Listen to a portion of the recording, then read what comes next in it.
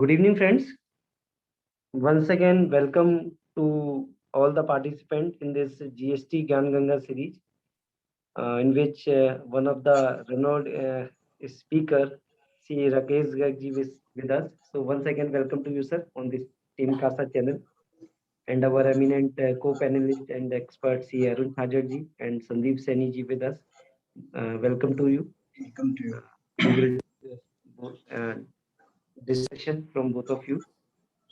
And we have planned this series in the next 4 days, where the critical issue in this GST law will be discussed. And today's topic is practical difficulties in GST ITC. So, what are the problems and what is the law? We will discuss later on. Your queries will be handled by Arunji and Sandeepji. So, once again, welcome to each participant on this program. Now I request Arunji to start the formal introduction.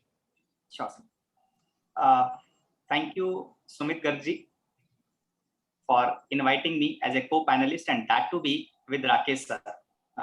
हर किसी का dream भी रहता है और specially अगर मेरी बात करूं तो मेरे लिए तो ड्रीम है sir, no doubt. Regarding the introduction of the Rakesh sir, Rakesh sir is the graduate from the SRCC College, Delhi, and the member of the Institute of Chartered Accountant of India. Sir has been practicing since more than 35 years and specialized in the sales tax, VAT, service tax, and GST. Authored number of the books during the last 19 years. Sir की जो पहली book थी Law of Sales Tax on the Works Contract in Delhi, जो कि 1999 में release हुई थी. And multiple books are there. And जो उनकी कुछ recognized books हैं, not कुछ, मैं कुछ का नाम ले रहा हूँ, सारी books सर की recognized हैं. Out of them, Delhi VAT, Ready Reckoner, Concept of the CST, Goods under Sales Tax Law, Service Tax Ready Reckoner, Introduction to the Indian GST, Handbook of the GST in India, Migration to the GST, GST Law Manuals, Handbook on GST, HSN Code by GST Tariff, GST Guide with Ready Reckoner, Guide to the GST on the Services. These books have not only been referred extensively by the business community and professional, but also appreciated by the Revenue Department. For several years, he has been advisor and convener of Indirect Tax Study Circle of NIRC of ICAI, who has also conferred upon him the award for exemplary services for authoring the book and contributing as faculty in seminar, assisting Delhi government in framing DVAT special audit report format, part of the various committees suggesting rationalization of the DVAT rates and amendment in the DVAT law, conducting number of the workshop for the department, presented paper in the sales tax, VAT, and service tax in countless meeting with professionals, corporate, CII, and of the Trader Association, contributed as faculty in the training program organized by the Revenue Department for its offices. So, sir का ये introduction मैं आप सभी को देना चाहता हूँ, but मैं सुमित जी से परमिशन मांगना चाहता हूँ. एक अपनी पर्सनल बात आप सभी मेंबर के साथ शेयर करना चाहता हूँ. रिगार्डिंग 4 साल पहले जब मैंने जब शुरुआत की थी, जब मुझे जीएसटी का अगर फ्रैंकली पूछोगे तो जी भी नहीं आता था. उस टाइम जब मैं मार्केट गया था कि कौन सी किताब खरीदूं, और मैं डिलेमा में था क्योंकि मैं साथ में टीचिंग भी करता हूं. तो ये मेरा फैक्ट है, मतलब मैं प्लेटफॉर्म पर अपना फैक्ट बताने में मुझे कोई शर्म नहीं है सर. मैं पूजा लो हाउस गया था राकेश सर. वहां पे मल्टीपल किताबें मैंने ऑलमोस्ट 1.5 आवर्स स्पेंड किए थे मैंने उस दुकान पर बैठ के, और रिनाउंड है हमारे बुक सेलर. तो वहां पे फाइनली उसके बाद जो मैंने बुक चूज की सर, आपकी 2 वॉल्यूम की बुक थी, जो ब्लू कलर का रैपर आता था, वो मैंने परचेज की थी. And you won't believe that by this book I would be able to handle multiple batches of the GST since beginning. और आज भी जब भी वो वॉल्यूम रीप्रिंट होता है तो मैं उस वॉल्यूम को जरूर परचेज करता हूँ. एंड दूसरा बात जो मैं राकेश सर के साथ फील करता हूँ, एज का, एक्सपीरियंस का, हमारे से कई गुना उनको ज्यादा एक्सपीरियंस है, पर जब भी बात करते हैं किसी भी प्लेटफॉर्म पर, आपको ऐसा फील भी नहीं होने देंगे कि किसी चीज का डिफरेंस है. जब सर से बात करते हैं तो ऐसा लग रहा है कि जैसे बड़े भाई के साथ बैठे हैं और नॉर्मल जैसे कम्युनिकेशन कर रहे हैं. तो सर की दो क्वालिटी जो मैंने पर्सनली फील की है, मैं ओपनली आप सभी के साथ शेयर करता हूं। एंड इसी के साथ सर रिक्वेस्ट करूंगा to begin the technical session and start the session. Thank you Arun ji for your words of wisdom. आपने कुछ ज्यादा ही बोल दिया। So far as the knowledge is concerned, knowledge पे किसी का कोई स्टैंप नहीं है। नॉलेज हम जो, मैं तो ये मानता हूँ कि जो हमारे यंगर ब्रदर्स हैं उनको ज्यादा नॉलेज है as compared to V S. हम तो धीरे धीरे ऑब्सोलीट होते चले जाते हैं विद द एज। एक्सपीरियंस जरूर होता है, लेकिन the way youngsters are reading and studying, and maybe हो सकता है कुछ लिटिगेशन एरिया में किसी और में हम लोग एक्सपर्ट हो, लेकिन ओवरऑल नॉलेज की अगर बात करूँ तो यंगस्टर ज्यादा knowledgeable है। and we must appreciate and regard the knowledge whosoever it give, maybe our youngster or maybe our elders or anybody else. So thank you Arun ji, Sumit ji, Sandeep ji, and my friends. Number of seniors I am looking, they are present in this program, तो उनको भी सबको नमस्कार। and with this I like to first share my screen. Sure, sir.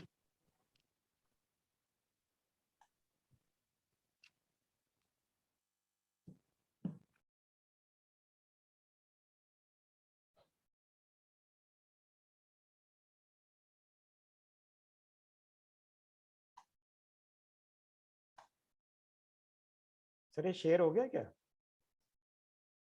नहीं sir, नहीं हुआ। एक बार वापस ट्राई करेंगे सर।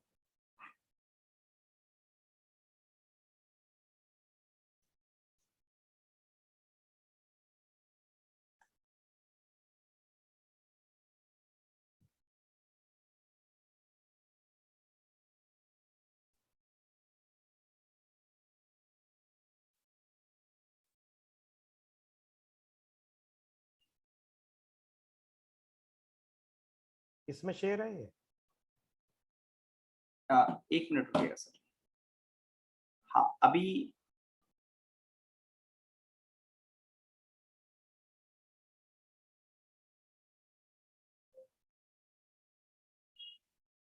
हाँ जी, इस समय दिख रहा है? विजिबल है। मैं रिक्वेस्ट पार्टिसिपेंट टू कंफर्म एक स्क्रीन विजिबल है, right?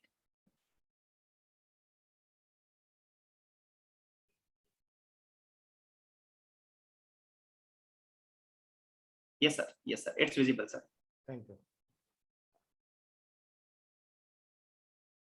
Friends, the topic of today is input tax credit. Basically, we may say that this is the refresher program where we are discussing again what is the input tax credit and what we have to look into and what we have to see. तो पिछले दिनों मैंने जैसे भी पीछे अरुण जी से discuss भी करा था, I have handled number of audits, departmental audits, and the problem I faced, I will certainly discuss. ये जो slides बनाई हैं उसी पर ही based है कि what are the general problems we are facing at the time of audit by the department, or what are the practical scenario. We'll discuss both. So far as the server part is concerned, Arun ji is more expert than me. He will handle that part कि system में किस तरह से करना है. So friends, to begin with, what is input tax credit? We must look at the definition of input tax credit because it gives a great idea that how should we proceed. Input tax in relation to registered person. So friends, each and every word is important, that it is in relation to unregistered to registered person. If the person is not registered, then in that case input tax definition itself exclude that person. तो सबसे पहले input tax credit लेने के लिए I should be registered. Means the CGST, SGST, IGST or UTGST charged on any supply of goods or services or both. So there must be supply of goods or services or both. So we cannot say that if I have got only the invoice, then it will be eligible for the input tax credit unless it is associated with the supply of goods or services or both. अगर उसमें supply ही नहीं हुई है, एक merely invoice है, then I am afraid to say that it is not eligible for input. It is out of the definition of input tax itself. हमें section 16 तक पहुंचने की जरूरत नहीं है, तो there must be supply made to him. Made to him is also very very important.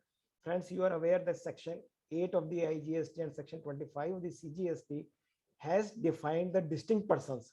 तो मैं और मेरी branch, these have been defined as a distinct person. तो him means him him under that particular act, क्योंकि हम जिस समय act को रीड करें तो हमें रीड को सिर्फ एक्ट को सिर्फ एक सीजीएसटी के पॉइंट ऑफ व्यू से नहीं करना चाहिए, हमें साथ साथ सोचना चाहिए if we are reading this definition under the state GST act what would happen. तो उस समय you will definitely agree with me कि वहां पर अगर मैं हिम की बात करूं तो him means only under the DGST act, not under the Haryana GST act. तो him means him particular on that act and includes IGST on import of goods and tax payable on RCM basis. So this is the basic definition, but does not include tax paid under the composition levy. ये उन्होंने precautionary लिखा है क्योंकि composition levy में tax is not separately stated, therefore it will certainly be out. उन्होंने एक precautionary और कर दिया है कि whatever tax is paid under the composition levy that would not be called as the input tax credit. हम इसको फर्दर डिस्कस करते हैं कि इसमें देखिए इसमें लिखा हुआ बड़ा है उसमें कि means the GST charge on any supply of goods. तो charge mean where it is charge on the invoice.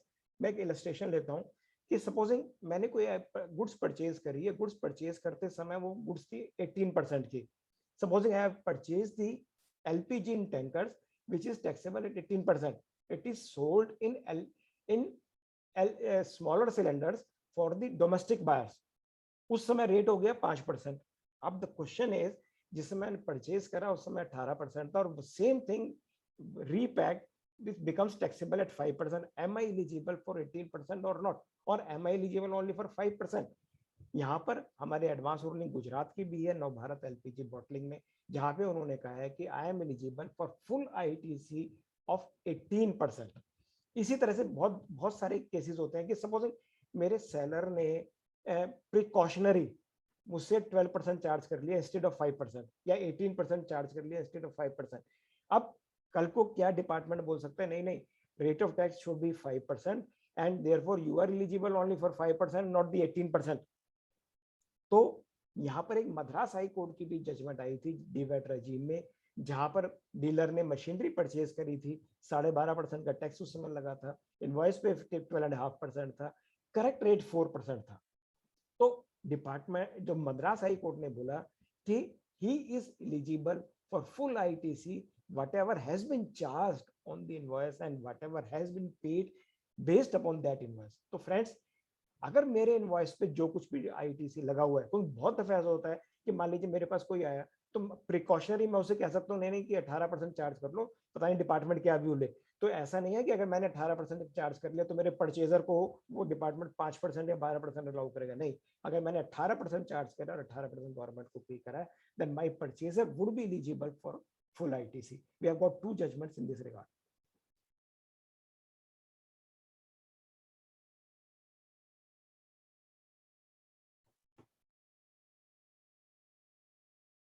इसके बाद I am discussing what is the role of place of supply.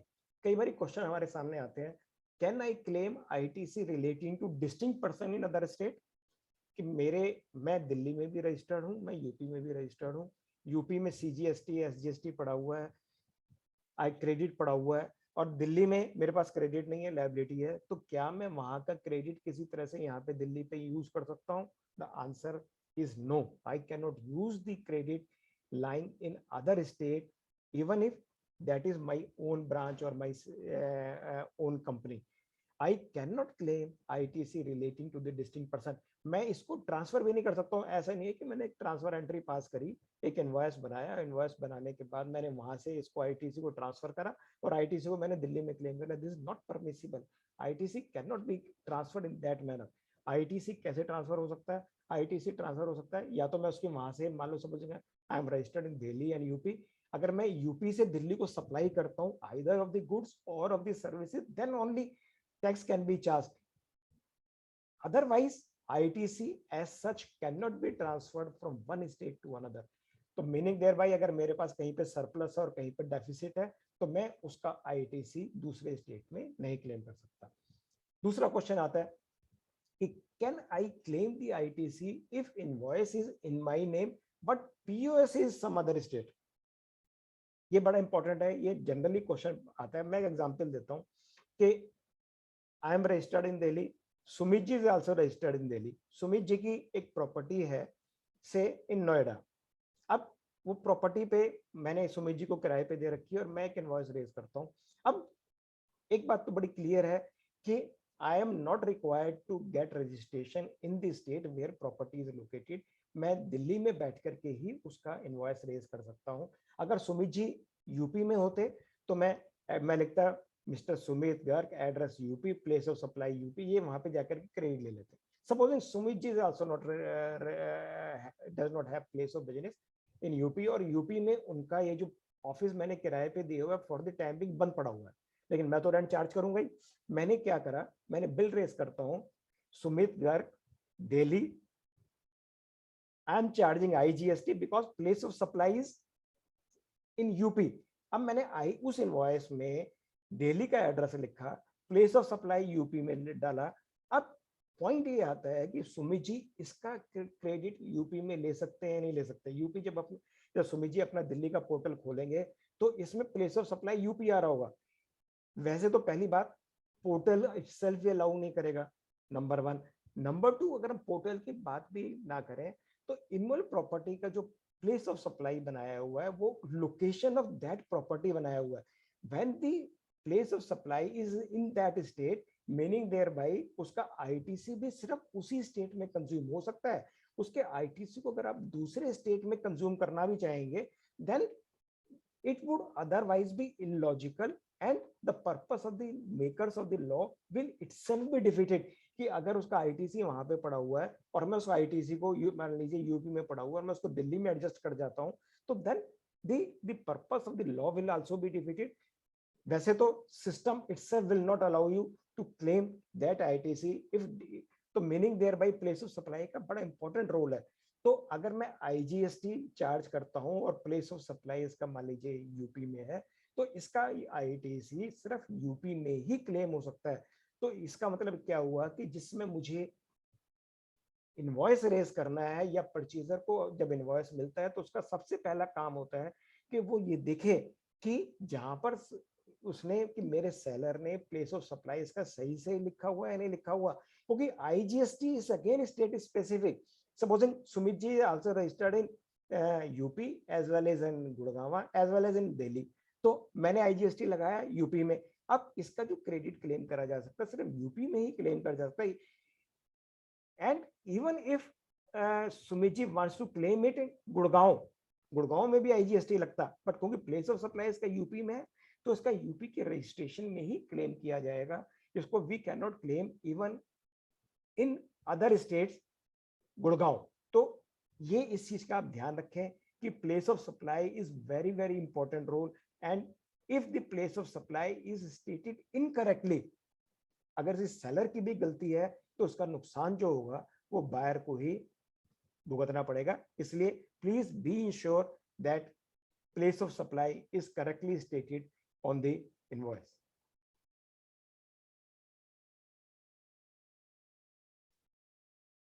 इसके बाद नेक्स्ट क्वेश्चन आता है कि ITC is allowed, जब हम सेक्शन 16(2) को पढ़ते हैं, 16(1) को करते हैं, तो ITC is allowed on goods and services procured with the intention to, मेरी जो इंटेंशन होनी चाहिए it should be for the purpose of using business and for the purpose of making supplies.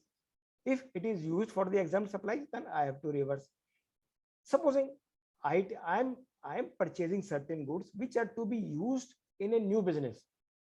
तो कई बार क्वेश्चन ये आता है कि मैं एक नए बिजनेस के लिए कोई गुड्स परचेज करता हूँ, एंड प्री ऑपरेटिव स्टेज भी हो सकती है, न्यू बिजनेस भी हो सकता है, और अल्टीमेटली वो बिजनेस टेक ऑफ नहीं होता।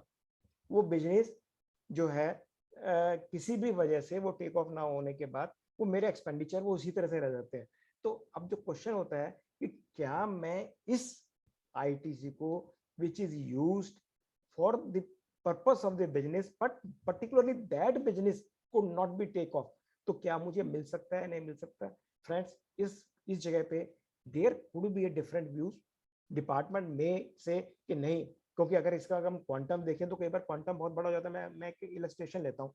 अभी पिछले दिनों जेवर एयरपोर्ट की टेंडर आया। जेवर एयरपोर्ट पे 3 कंपनियों ने टेंडर दिया। एक स्विस कंपनी थी, एक दिल्ली एयरपोर्ट डायल था और एक अदानी था।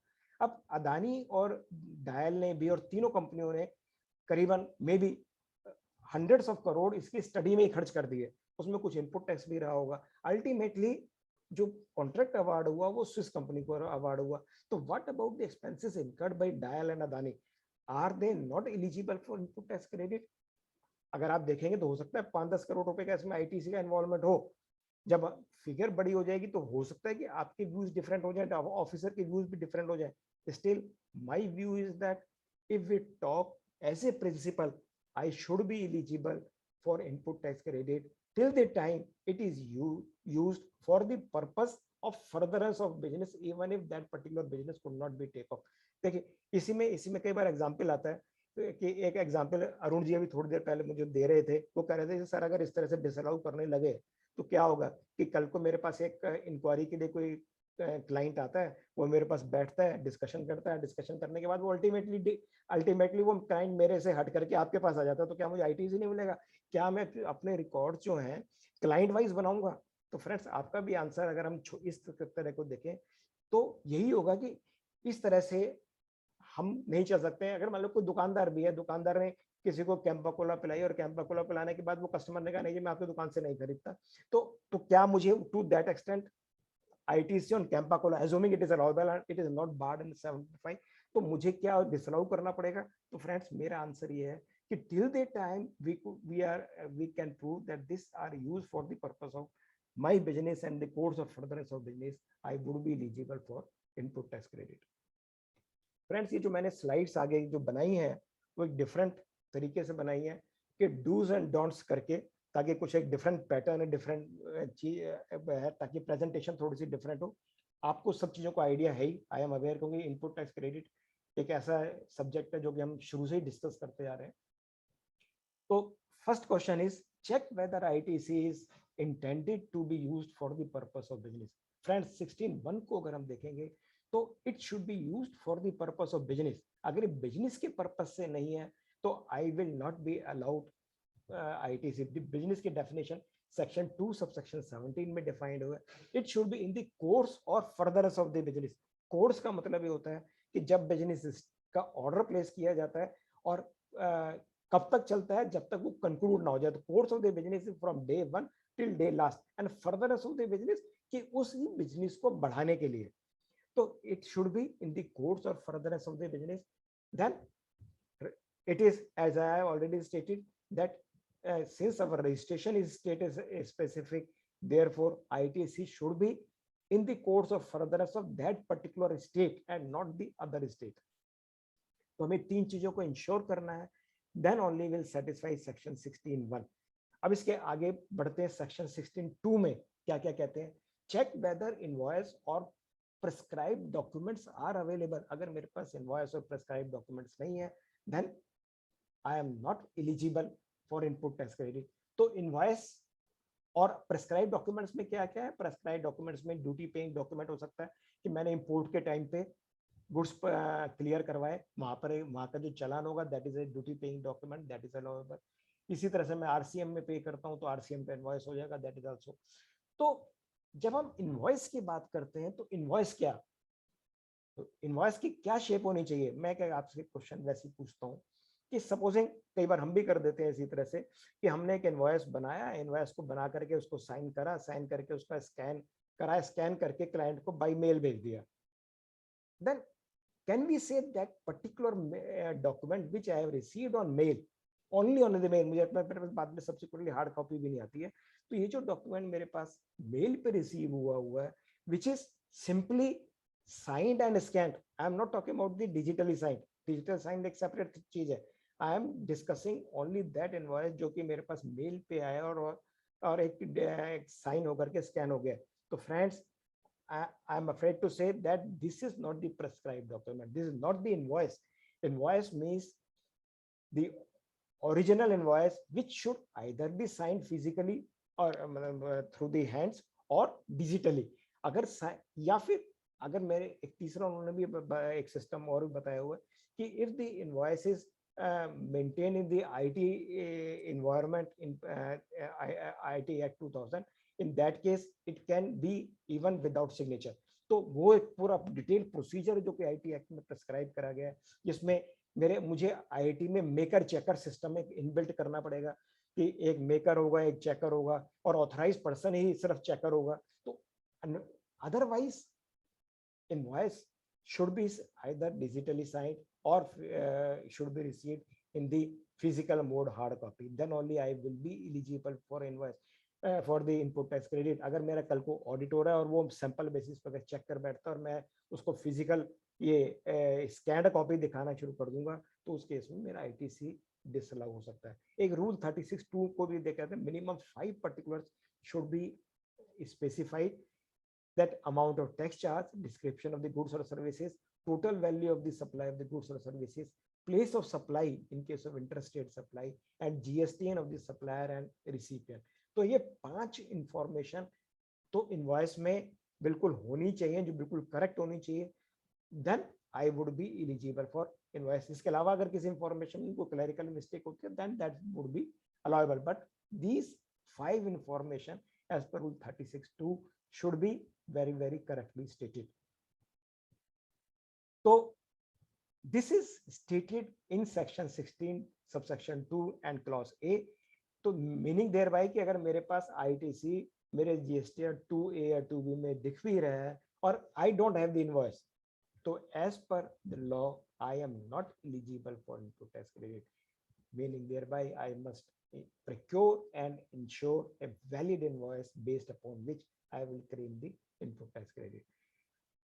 इसमें एक प्रिकॉशन और लेनी है. If we are importing, importers के केस में ये गलतियां बहुत ज्यादा हो जाती हैं कि फॉर एग्जांपल मैं दिल्ली में बैठा हूं, मेरा एक बॉम्बे में भी ऑफिस है, इंपोर्ट होता है. इंपोर्ट होने के बाद गुड्स जिसमें इंपोर्ट करता हूं दिल्ली का एड्रेस दे देता हूं एज ए इम्पोर्टर, मैं डिक्लेयर भी यही करता हूं.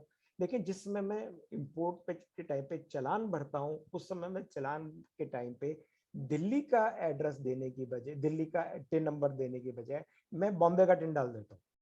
अब होता क्या है कि the moment I use the Bombay tin for the purpose of payment of custom duty and GST, IGST, तो इसका जो क्रेडिट पहुंच जाएगा बॉम्बे में हो जाएगा. गुड्स ऐसे में पड़े, गुड्स जो है in the name of Delhi है, तो और गुड्स अगर जेन्युइनली दिल्ली आ रहे हैं तो उस केस में पोजीशन ये होगी कि इनपुट टैक्स यूपी बॉम्बे में पड़ा होगा और आउटपुट टैक्स का यूपी में दिल्ली में होगा.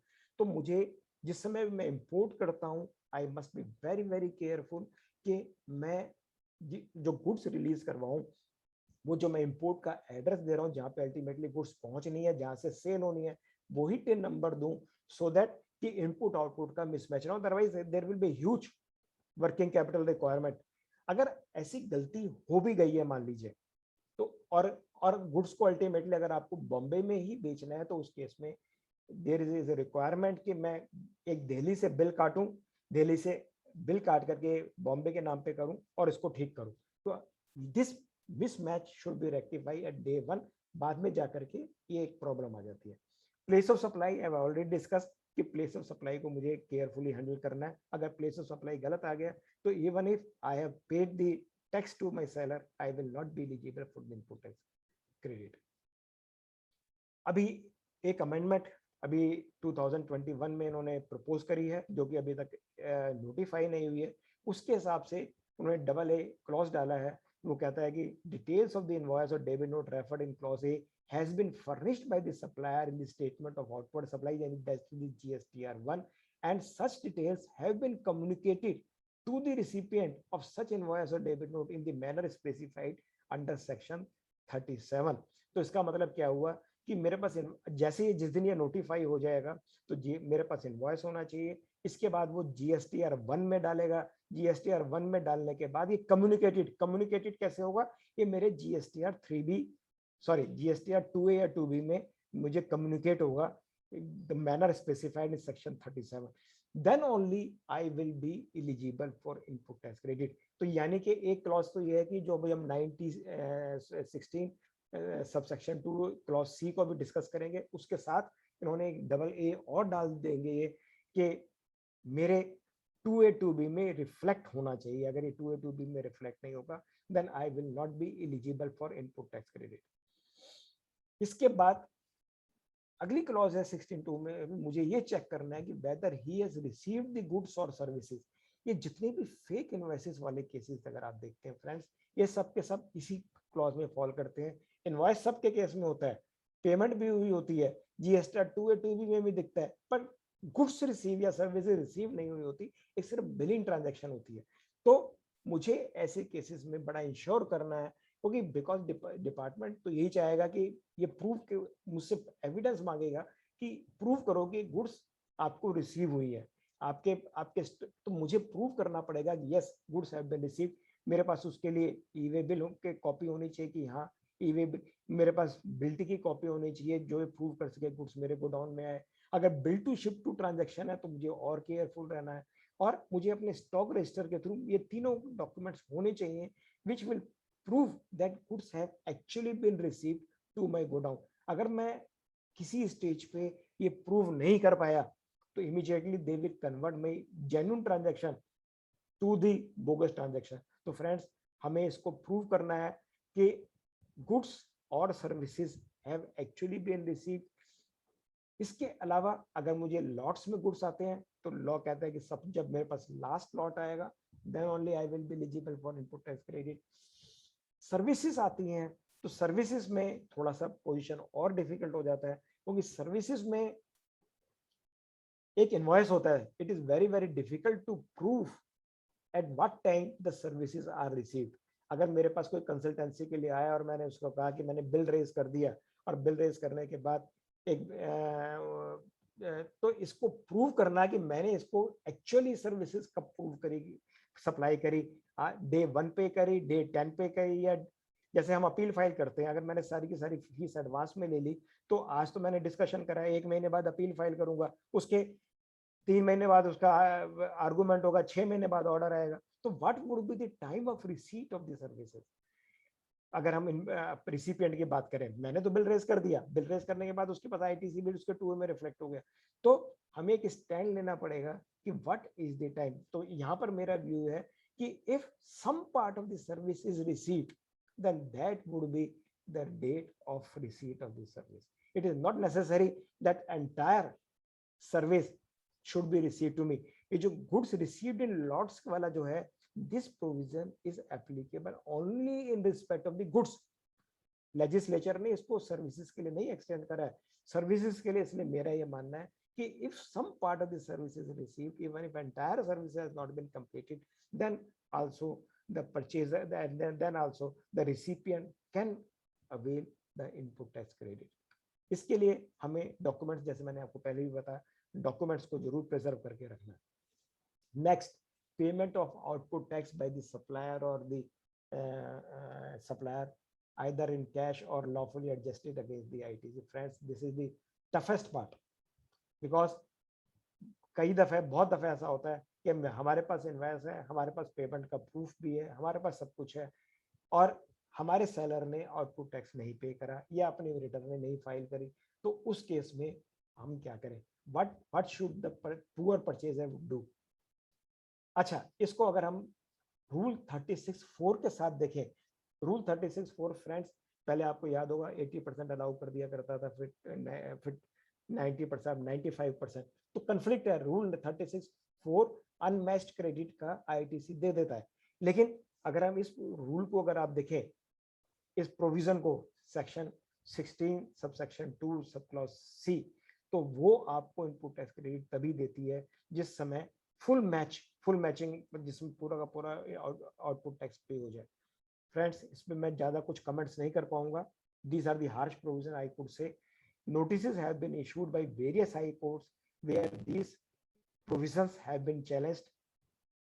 देखिए उसमें क्या आता है, कम से कम 5 हाई कोर्ट तो मेरी भी नॉलेज में है, इंक्लूडिंग दिल्ली हाई कोर्ट, जहां पर notices have been issued to the department कि where there is a bona fide purchase and the purchaser has paid the consideration as well as he has got the proof of the purchase of the goods and goods have actually been received, then why should not he be allowed for input tax credit even if the seller has not paid the output tax? Friends आज की तारीख में लेकिन position ये है कि अभी law की बड़े क्लियर है, डिपार्टमेंट अगर जहाँ जो जितना भी अनमैच्ड क्रेडिट है वो आपको डिमांड रेज करेगा। ASMT 10 बहुत सारे केसेस में है, आपको स्टैंड लेना है। अगर आपका अमाउंट ज़्यादा है तो बेटर वुड बी कि आप उसको रिप्लाई दीजिए, और अगर और से ज़्यादा बड़ा अमाउंट है तो हाई कोर्ट में जाकर के इसकी पार्टी बन जाइए, क्योंकि because department till the time this is reversed by the superior courts it will be there, और डिपार्टमेंट तो आपसे डिमांड रेज करेगा। Next clause is that he has furnished the returns under section 39। He means purchaser. जब हम return की बात करते हैं तो return means a valid return. अगर GSTR 3B मैंने नहीं भरा है तो मुझे इनपुट टैक्स क्रेडिट नहीं मिलेगा। अगर मैंने नहीं भरा है तो I have to very careful that I must have filed the GSTR 3B। Next one is fails to pay consideration with tax to the supplier within 180 days. हमें ensure करना है कि if this purchaser has fails to pay the consideration with supplier within 180 days, in that case ITC would be denied.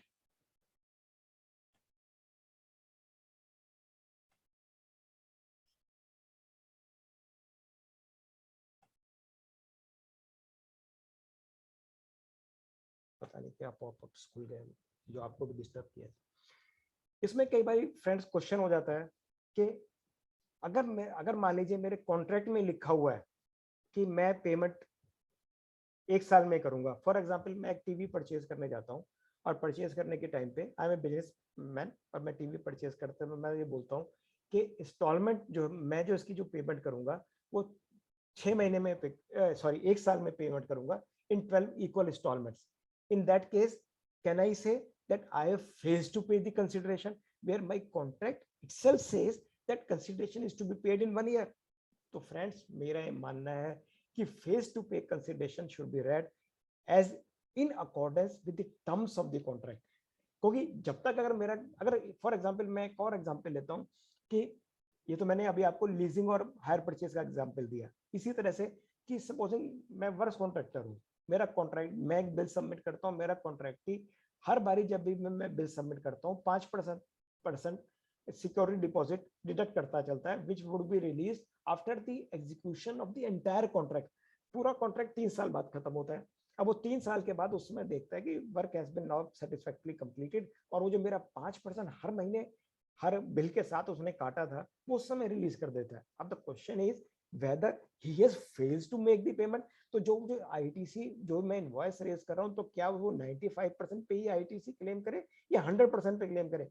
Friends मेरा ये मानना है कि fails to pay consideration should B looked in accordance with the contract between the parties. अगर contract कहता है कि मुझे 3 साल में पेमेंट करना है तो फेल तब होगा जिस समय वो 3 साल कंप्लीट होंगे। लेकिन if the contract is silent या contract says that it has to be paid on day 1, in that case certainly phase will start from day 1, और उस केस में 180 डेज यहां से काउंट करे जाएंगे।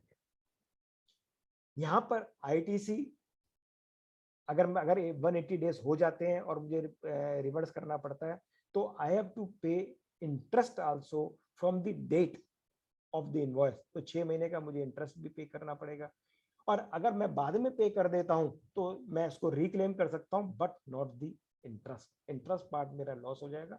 अगर मैंने 180 दिन के बाद बजाय मान लीजिए 270 दिन में पे करा तो मैंने ITC जो ऑलरेडी रिवर्स कर चुका हूँ वो मैं रिक्लेम कर सकता हूँ, but not the interest. This provision is also not applicable to Schedule 1 supplies and RCM supplies, क्योंकि वो supplies तो है ही विदाउट कंसिडरेशन, वहां पे कंसिडरेशन की जरूरत ही नहीं है। Payment may be made either by cash और by book adjustment. Book adjustment कि आपने मुझे कुछ देना है, मैंने आपको कुछ देना है, उसको हमने एंट्री पास करके उसको खत्म करा, तो that can be the method.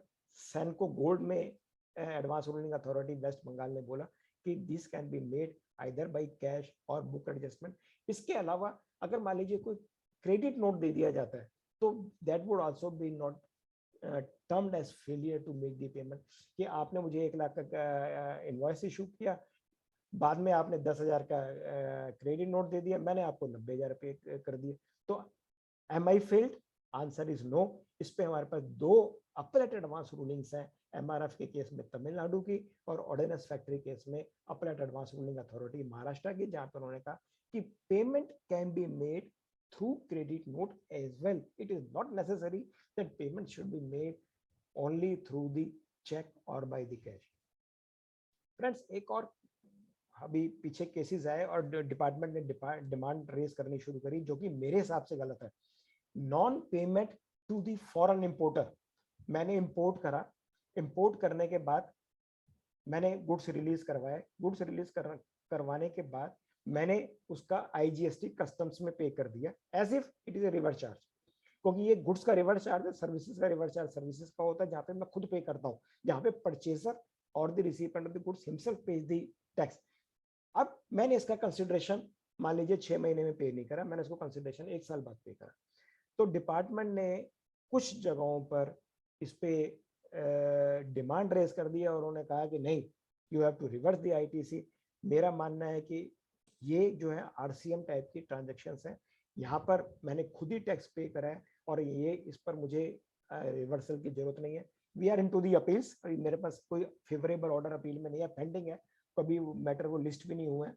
तो मेरा मानना है कि ऐसे केसेस में नहीं हो, पर डिपार्टमेंट के कुछ ऑफिसर्स का मानना है कि इस केसेस में भी रिवर्सल की जरूरत है. तो अगर आप लॉ की अगर प्लेन रीडिंग को अगर आप पढ़ेंगे, प्लेन रीडिंग में बड़ा क्लियर में बड़ी एम्बिग्यूटी है, वहां पर ऐसी ट्रांजैक्शंस को स्टेट अवे कवर नहीं करा है.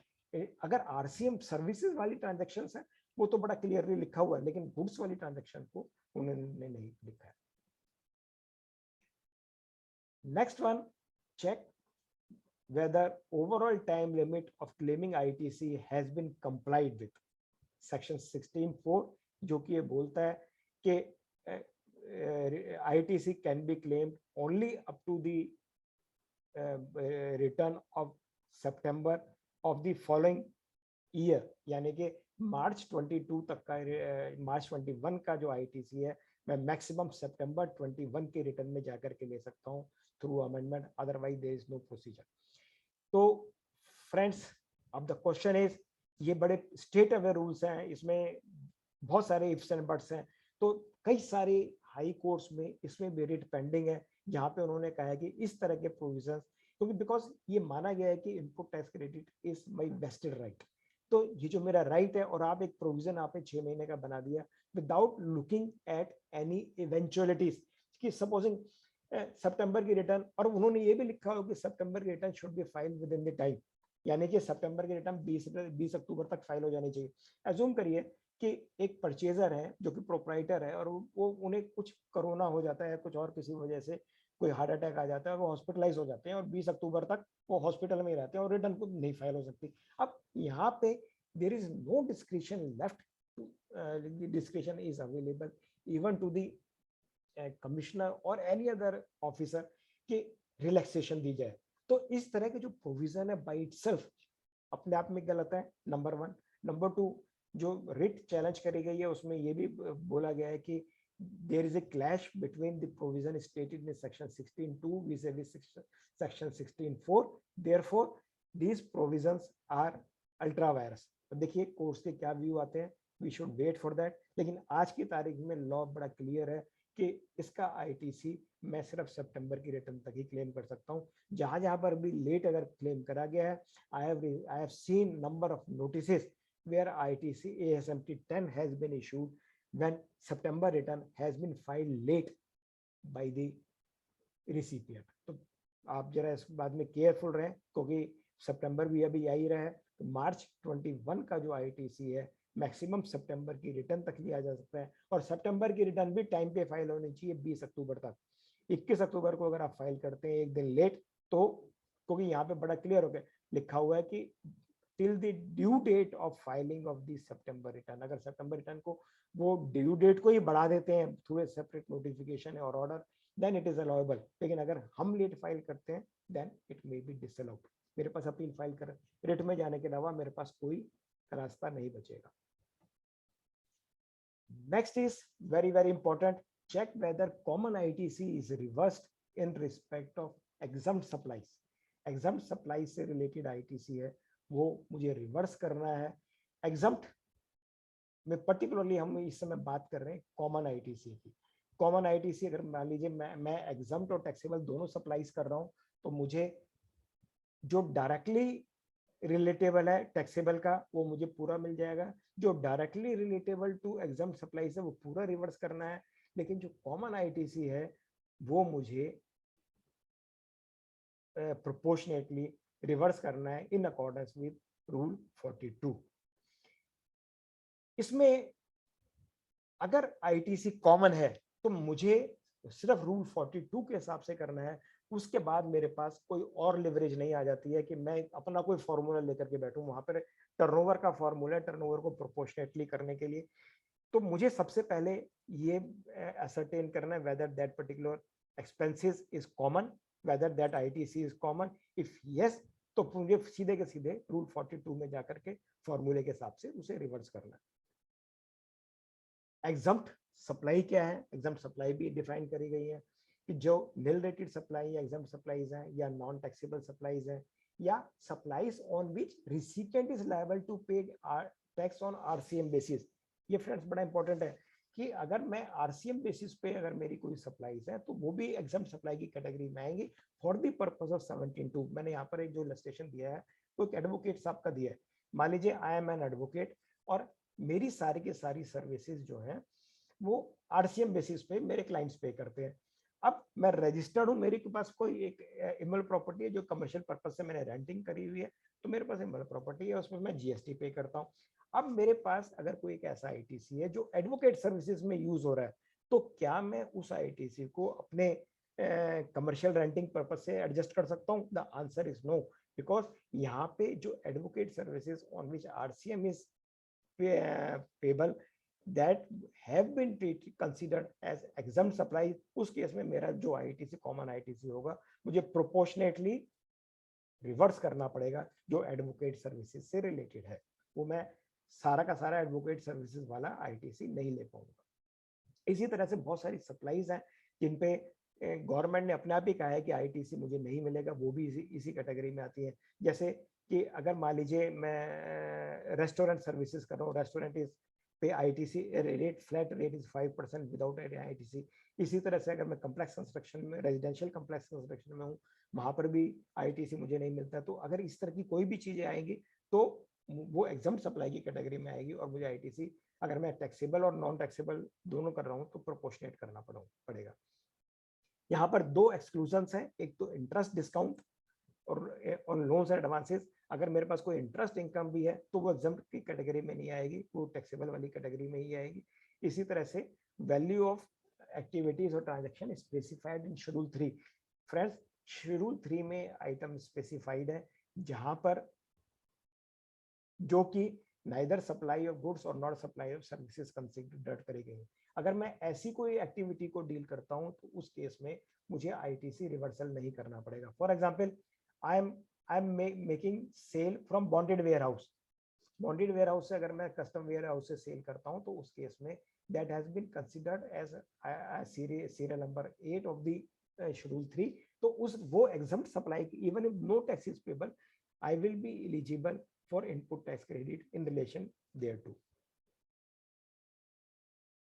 फ्रेंड्स, इसमें दो चीजों को आपको जरूर करना है, जो हमारे नॉर्मल डीलर्स भी हैं उनके लिए भी बात कर रहे हैं कि अगर ट्रांजैक्शन इन सिक्योरिटीज है, suppose I M chartered accountant, मैं साथ साथ सिक्योरिटीज का भी मैं भी काम करता हूँ, और वो मेरे चार्टर्ड अकाउंटेंट मे और may not be allowed. Supposing I am a fabric trader और मैं साथ में सिक्योरिटीज का बिजनेस करता हूँ, तो उस केस या इन्वेस्टमेंट पर्पज से भी सेल परचेज करता हूं, तो उस केस में उन्होंने कहा है कि 1% of the sale value of the securities shall be treated as exempt supply. तो यानी कि अगर ऐसे मान लीजिए फैब्रिक ट्रेडर की टर्नओवर है 1 करोड़ रुपए फैब्रिक की, और उसके बाद उन्होंने कुछ शेयर का बिजनेस और कर लिया, एज्यूम करेगी 100 करोड़ का, एज्यूम कि फ्यूचर में भी डील करते हैं, सभी चीज में डील करते हैं, खरीदते बेचते हैं, सेल में खरीद रहे हैं बेच रहे हैं, इस तरह का उन्होंने ट्रांजैक्शंस कर ली। और वो ट्रांजैक्शन ऑब्वियसली जो अच्छे लोग करते हैं तो 100-150 करोड़ कोई बहुत बड़ी बात नहीं है। तो 100 करोड़ की उन्होंने अगर ऐसी कोई ट्रांजैक्शन कर ली तो 100 करोड़ का 1% 1 करोड़, तो यानी कि जितना भी कॉमन आईटीसी होगा उसका उन्हें 50% आईटीसी रिवर्स करना पड़ जाएगा। अगर उन्होंने 10 करोड़ की ऐसी कोई ट्रांजैक्शन कर दी तो 10 करोड़ का 1% हो गया 10 लाख, तो 10 lakh and 10 lakh is to 1 crore, यानी कि ऑलमोस्ट 9% के करीब आईटीसी उन्हें रिवर्स करना पड़ेगा। This ITC we are talking about the common ITC, जो directly relatable to the fabric है वो उन्हें पूरा मिल जाएगा, directly relatable to the securities है वो कुछ भी नहीं मिलेगा। ब्रोकर कमीशन अगर कोई आती है, ब्रोकर चार्जेस आती है, उसमें कुछ टैक्स लगा हुआ आता है, because it is only for the purpose securities which is exempt, तो कुछ भी नहीं मिलेगा। लेकिन अगर कोई कॉमन आईटीसी है तो कॉमन आईटीसी को हमें इस रेशो में रिवर्स करना पड़ेगा।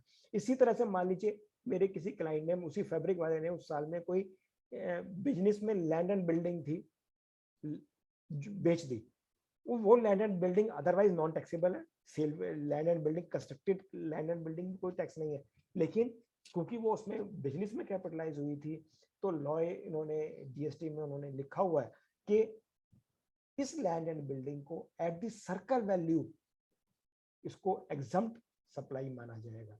अगर तो मान लीजिए इन्होंने ही, मैं इसी इलस्ट्रेशन में 1 करोड़ फैब्रिक की सेल है, 10 करोड़ मान लीजिए सिक्योरिटीज की सेल है, इसके अलावा उन्होंने एक प्रॉपर्टी और बेच दी जिसका सर्कल वैल्यू है से 50 लाख, तो इनकी एग्जम्प्ट सप्लाई कितनी हो गई? 10 करोड़ का 1% 10 लाख, 50 लाख लैंड का 60 लाख, 60 लाख एग्जम्प्ट सप्लाई हो गई, 1 करोड़ टैक्सेबल सप्लाई, रेशो जो बन जाएगी 100:60 की रेशो में इन्हें अपना कॉमन आईटीसी को रिवर्स करना पड़ेगा। फ्रेंड्स, आई एम रिपीटिंग, जो डायरेक्टली रिलेटेबल एक्सपेंसेस हैं वो या तो मुझे पूरे मिलेंगे या बिल्कुल नहीं मिलेंगे, डिपेंडिंग कि वो टैक्सेबल है या एग्जम्प्ट है। इसी तरह से बाई प्रोडक्ट की भी अगर हम बात करें कि अगर मैं कोई चीज बनाता हूं कि मैं, और उसमें से कोई बाई प्रोडक्ट निकलती है जो कि एग्जम्प्ट है, पर्टिकुलरली ये ऑयल इंडस्ट्रीज में बहुत ज्यादा होता है कि बाद में डी ऑयल केक निकलता है या खली निकलती है जो कि एग्जम्प्ट होती है, तो उस केस में मुझे आईटीसी रिवर्स करना पड़ेगा प्रोपोर्शनेट टू द टर्नओवर। इसमें कई सारी जजमेंट भी है। एक इसी तरह का एक एक्सपोर्टर्स के केस में आता है कि आई एम एक्सपोर्टर और मैं, मेरे पास exempted receipt of sale of licences है, आरईपी लाइसेंसेस की मैं सेल कर देता हूँ, तो आरईपी लाइसेंसेस एग्जम्प्ट है। अब ये जो आरईपी लाइसेंसेस को मैं सेल कर रहा हूँ इस पे है, तो एक्सपोर्टर को क्या करना पड़ेगा? इस केस में एक्सपोर्टर को जो आरईपी, एक्सपोर्टर की अदरवाइज तो सब कुछ जीरो रेटेड सप्लाई है, लेकिन तो बाकी सबका तो रिफंड उसे मिल जाएगा, लेकिन ये जो आरईपी वाला जो है वो अटक जाएगा, और जो common ITC in relation to REP licences है वो उसे रिवर्स करना पड़ेगा अंडर सेक्शन 17(2). इसी तरह से जब हम देखेंगे तो 17(5) में हमें बड़ा केयरफुल रहना है कि जो ब्लॉक आईटीसी है वो हमने रिवर्स करा है नहीं करा। मैं आप इससे ज्यादा डिटेल में नहीं कर पाऊंगा क्योंकि otherwise time is running short.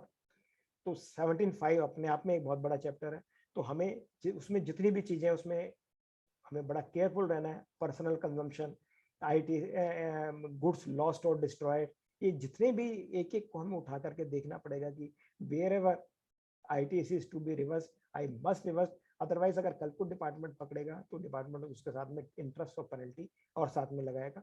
तो जो मेरे क्लियर कट केस है, या तो मैं लिटिगेशन में जाने के लिए तैयार हूँ जहां पर मुझे पता है कि हाँ मैं जा सकता हूँ, अदरवाइज मुझे उनको रिवर्स कर देना चाहिए। आजकल कुछ गोइंग कंसर्न से रिलेटेड और ज्यादा है तो मैं 5-10 मिनट इसमें भी लगा देता हूँ, क्योंकि कोरोना में बहुत सारा डैमेज हुआ हमारे क्लाइंट्स को और अदरवाइज। विदाउट गेटिंग इमोशनल, मैं I am coming straight to the topic कि अगर पार्टनरशिप फर्म में कोई नया पार्टनर ऐड या रिटायर होता है और पार्टनरशिप फर्म चलती रहती है, या 2 पार्टनर होते हैं और 2 पार्टनर में पहले लीगल रिप्रेजेंटेटिव ऐड होता है और उसके बाद में डिसीज पार्टनर जाता है। फ्रेंड्स, बड़ा केयरफुल रहिए। अगर पहले डेथ हो गई और बाद में एडिशन हुआ तो एक बारी को वो प्रोप्राइटरशिप बन जाएगी अगर 2 पार्टनर है तो। मैं इसलिए बोल रहा हूँ कि पहले लीगल रिप्रेजेंटेटिव ऐड होता है और बाद में डेथ होती है, या कंपनी के केस में कोई डायरेक्टर्स या शेयर होल्डर्स रिटायर एडमिट होते हैं, इस केस में this is not the transfer of the business and same GST and will continue. आपको कोई टेंशन लेने की जरूरत नहीं है। Partnership firm of 2 partners, we have to very very careful कि अगर 2 पार्टनर हैं और उनमें से एक की डेथ हो गई है तो सुप्रीम कोर्ट की जजमेंट भी है, 3 सुप्रीम कोर्ट की जजमेंट है जो कि कहते हैं कि एक बारी वो फर्म जो है वो प्रोप्राइटरशिप में कन्वर्ट हो जाएगी और उसके बाद में जिसमें आप लीगल रिप्रेजेंटेटिव ऐड हो रहा है तो this will B a new partnership between the legal representative and the existing partner, surviving partner. तो हमें बड़ा केयरफुल, लेकिन अगर हमने लीगल रिप्रेजेंटेटिव किसी तरह से पहले ही एडमिट हो चुका है और डेथ बाद में हुई है, कि अगर मान लीजिए आदमी डेथ बेड पे पड़ा हुआ है और वो उससे पहले जैसे विल करी जाती है डेथ बेड पे, इसी तरह से लीगल रिप्रेजेंटेटिव को ऐड कर देते हैं, तो उस केस में पोजीशन डिफरेंट हो जाएगी। तो हमें केयरफुल रहना है। सुप्रीम कोर्ट की 3 जजमेंट्स हैं जहां पर उन्होंने बोला है कि डेथ होगा पार्टनर की पहले हो जाती है और लीगल रिप्रेजेंटेटिव बाद में ऐड होता है, particularly in case of 2 partners. I am discussing only 2 partners. 3 partners हैं वहां पे कोई प्रॉब्लम नहीं है, वहां पर तो अगर एक की डेथ हो जाती है तो भी पार्टनरशिप रहेगी, लेकिन अगर 2 हैं तो हमें देखना होगा। प्रोप्राइटरशिप में अगर पार्टनर ऐड हो रहा है, प्रोप्राइटरशिप में death of the partner and business is continued by the legal representative, proprietorship converted to private limited company और the partnership, partnership becomes the sole proprietor, partnership conversion to the private limited company, merger acquisition, ये जितने भी cases हैं friends, all these cases would be treated as transfer of business। ये सब के सब transfer business पे आएंगे। There would be transferor, there would be transferee. Transferee already registered नहीं है तो उसे नया रजिस्ट्रेशन लेना पड़ेगा। एक बिजनेस ट्रांसफर डीड बनाया जाएगा, या तो आप मर्जर एक्विजिशन की तरह से जाएंगे या बिजनेस ट्रांसफर डीड लिया जाएगा। पुराने को रजिस्ट्रेशन नंबर को आप कैंसिल करवाएंगे जिस समय भी सारी फॉर्मेलिटीज पूरी होती है, लेकिन एक बार बिजनेस ट्रांसफर, तो इसका एक पूरा एक मॉडस ऑपरेंडी है। मॉडस ऑपरेंडी बड़े केयरफुली आपको हैंडल करना है इन सब चीजों को, क्योंकि इसमें अभी पिछले दिनों इनकम टैक्स में भी अमेंडमेंट आया है, सेक्शन 9B भी उन्होंने एक ऐड कर दिया है। सेक्शन 9B के साथ आप 54B को भी आप ध्यान में रखिए इनकम टैक्स के, जहां पे उन्होंने special provision relation to slum sale भी आ रहे हैं। फ्रेंड्स, इफ देयर, मैं I am not income tax expert, लेकिन जितनी भी मेरी ज्यूरिस्प्रूडेंस है उसके हिसाब से कि there is 9B, there is 50B, if there is clash between 9B and 50B, because 50B का जो टाइटल है वो है special provisions in respect of the slump sales. तो अगर दोनों के बीच में क्लैश अगर कहीं पे भी आपको देखें, देन 50B विल प्रिवेल। ये जनरल से प्रूडेंस, जनरल ज्यूरिस्प्रूडेंस है कि ऐसे में 50B वुड प्रिवेल। तो ये सारी चीजें आपको इस तरह से हैंडल करनी है कि इनकम टैक्स को भी देखना है और साथ साथ जीएसटी को भी देखना है। यहाँ पर अगर हम जीएसटी की बात करें तो जो प्रोविजंस हैं वो सेक्शन 18 सबसेक्शन 3 में है, रेड विद रूल 41, जहां पे वो कहते हैं कि ITC 02 फाइल किया जाएगा। ITC 02 के 2 पर्पसेस हैं फ्रेंड्स।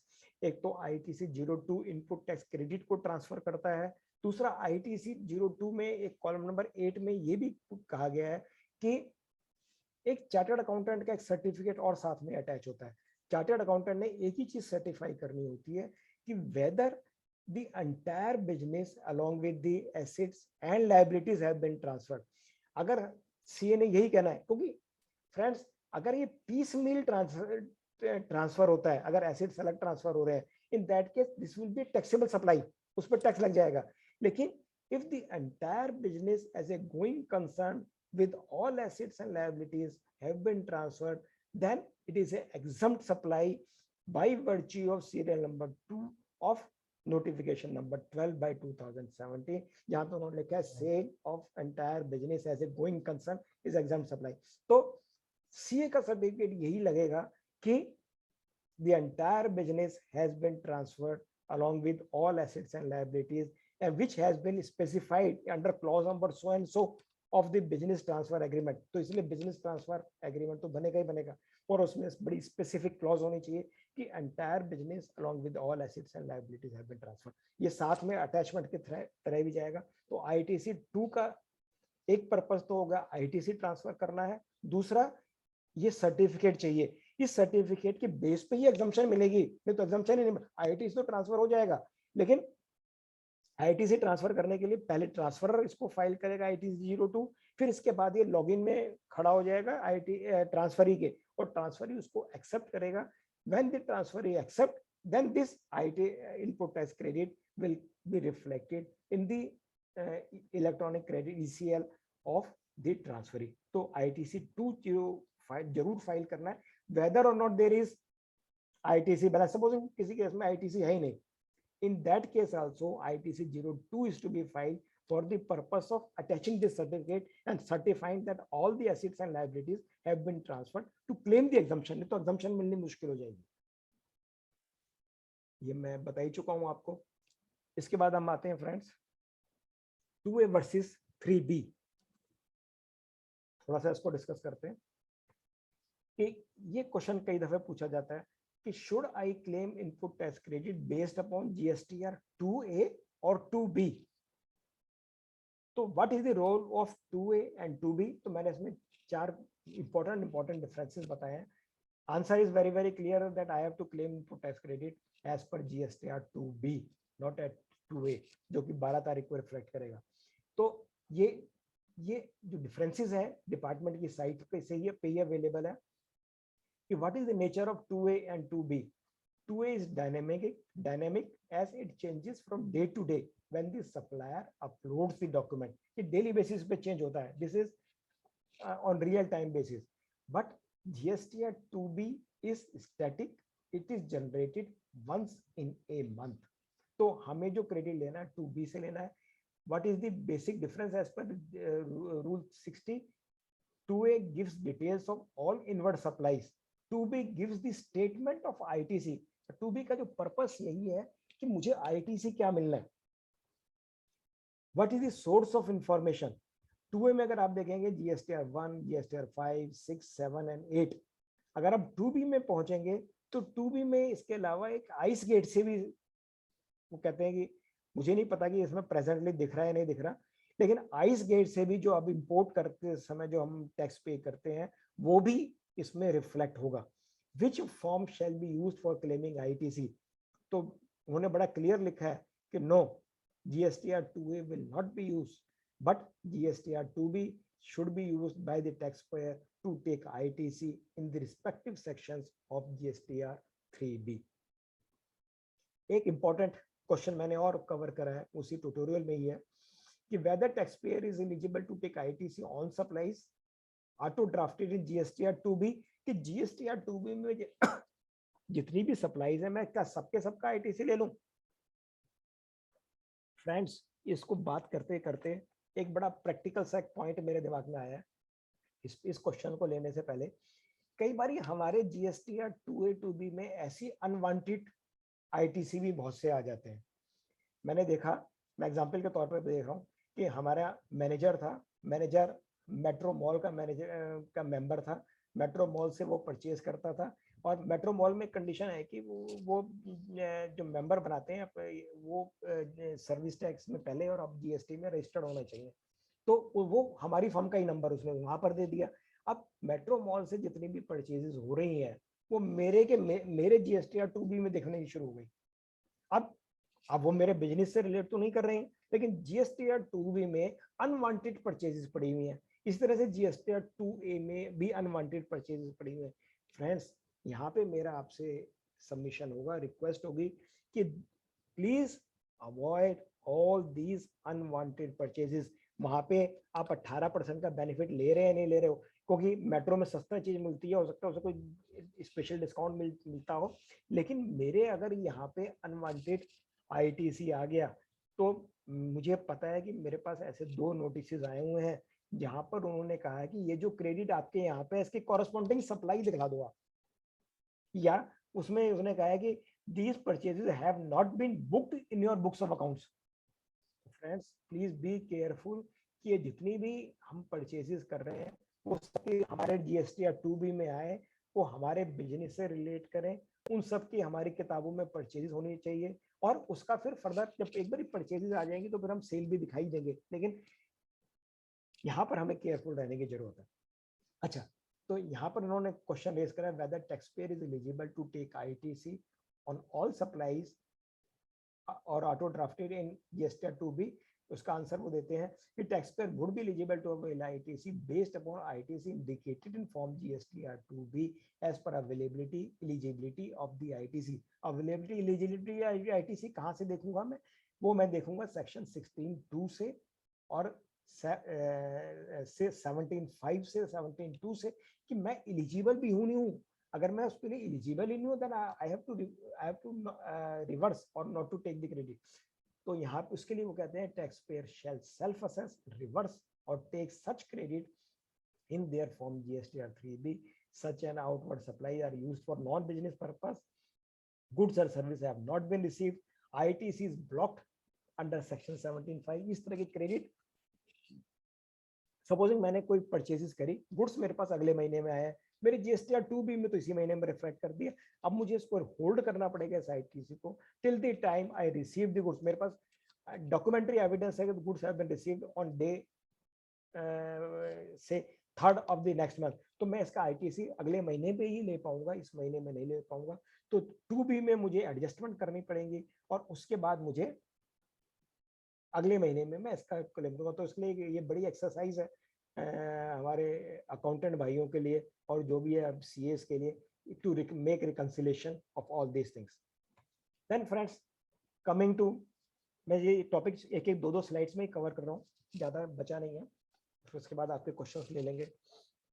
36(4) आप सबको पता है कि 36(4) में पहले 20% हुआ करता था, अब फिर 10% हुआ, अब 5% हुआ कि आप जो अनमैच्ड क्रेडिट है अगर कुछ भी, तो उस केस में आपको 5% of the matched credit he ITC मिलेगा।